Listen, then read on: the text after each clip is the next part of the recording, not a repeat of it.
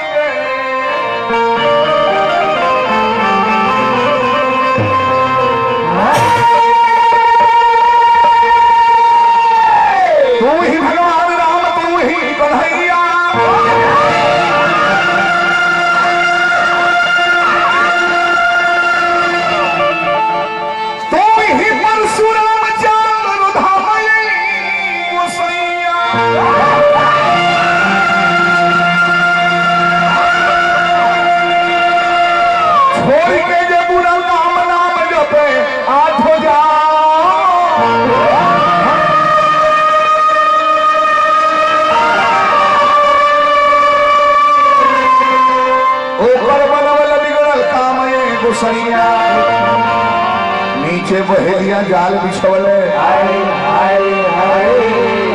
आधा लगोले बा अरे निशाने गुसैया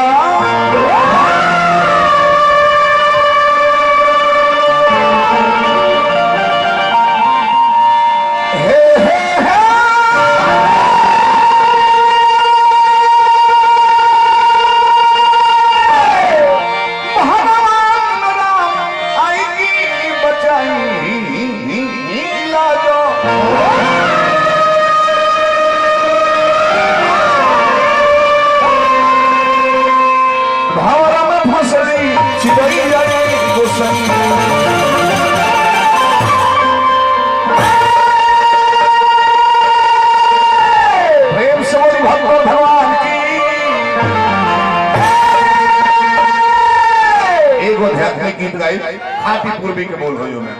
और भैया पैसा दी हमर दिन का के तारा के कहले हां हमरो कहल है कि दोनों पैर का विकलांग कौन होता है जो गौ के संगे भोग करता है माने गौ के संगे गलत व्यवस्था करे ओकर दोनों गुड़ चल जाला आ उनकर एगो गुड़ खराब बा वो गौ भोग नहीं खन कहले कहले हां लिखल बा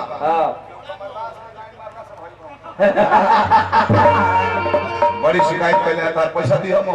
विकलांग की सर्वथा पूजा होती है विकलांग कहलो पर पाप पता है दिव्यांग कहे के बा न तो मोदी जी के लगे कंप्लेन वीडियोग्राफी करके डाल दिया ये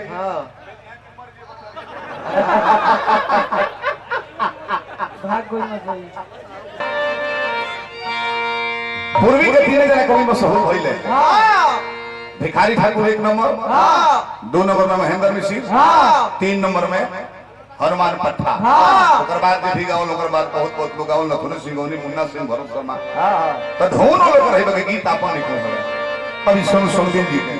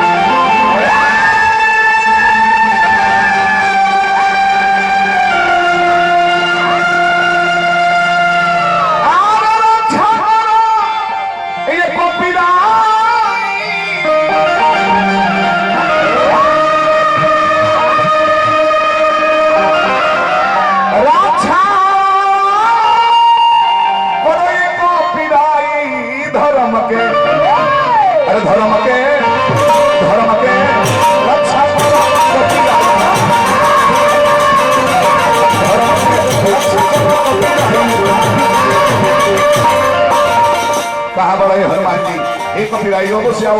एक रावण सीता को चोरी करके ले गया, आप जाकर लंका का दहन कर दिए, राम चढ़ाई करके बंद कर दिए। एक दुशासन द्रौपदी का साड़ी खरीद रहा था, तो कन्हई बनकर आकर साड़ी बचा ली।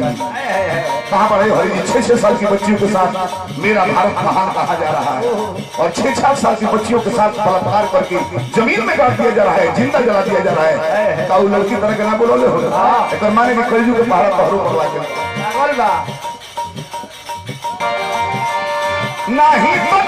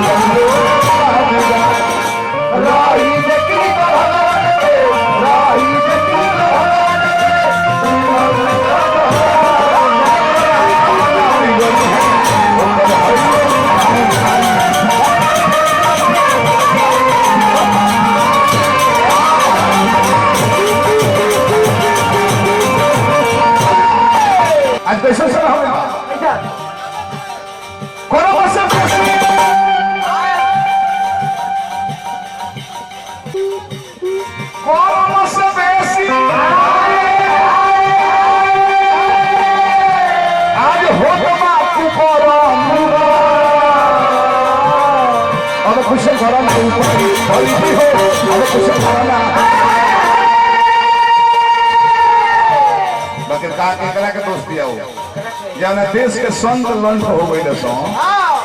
आ जाओ और देख ली संत रोले 2 करोड़ चेला रोले आसाराम बापू के कब ले जेले चैत्रवान रोले तले चेला रोले 2 करोड़ जब पता चला कि बुढ़वा भटियारा हो गई बा, सिपाही लोग घिसिया के दाढ़ी नोच के ढुका दे आई सब अपना नाम मान भैया राम लोग बोले बड़े आसाराम रामपाल रामवीरी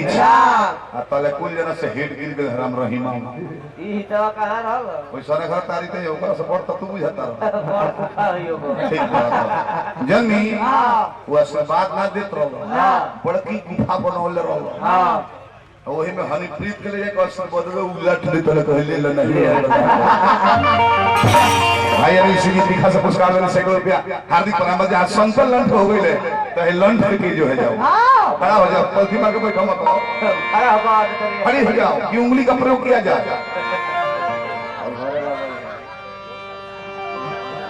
कोरोना से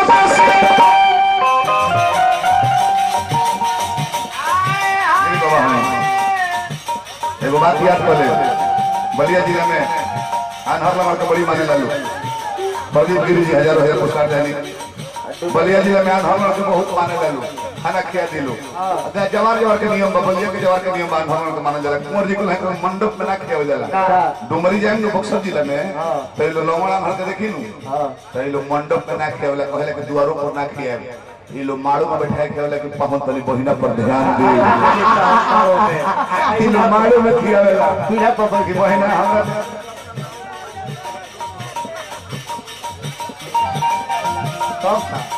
वार्ड नंबर 49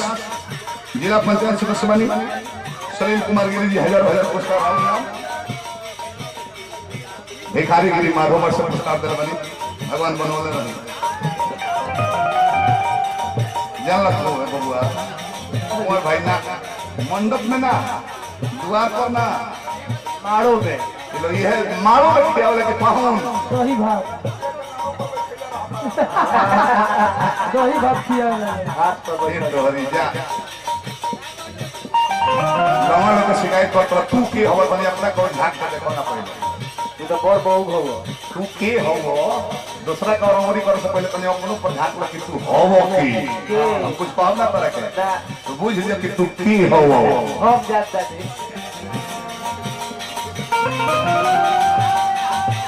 ऐसे कहता नहीं ना कोई जतिया बेटी बहू के ना कोई जतिया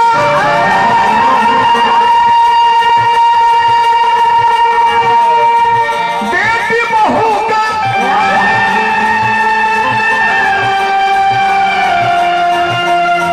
और बचे नहीं पाई धर्म के रक्षा करो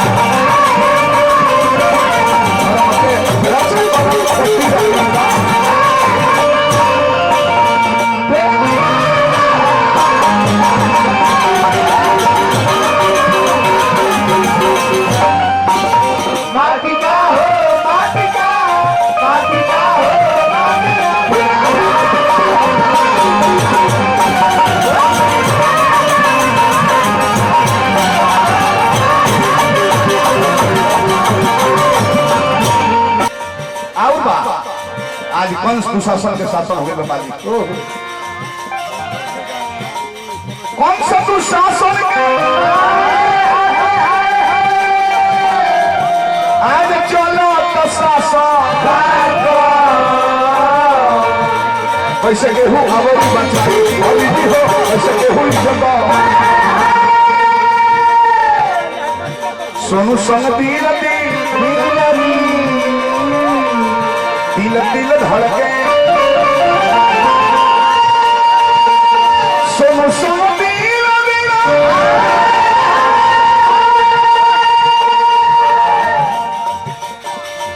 सोनू सोनू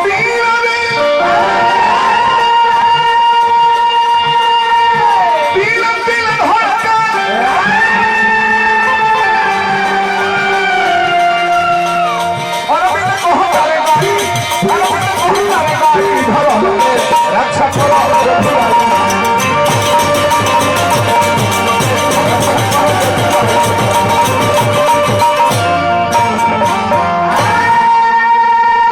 अब तक कुंवर जी हाथ बांधी नहीं जवाब दिया तो प्रसंग कुछ देर आदेश बा 5-7 मिनट प्रसंग ना चली हमने के न हो करे चाचा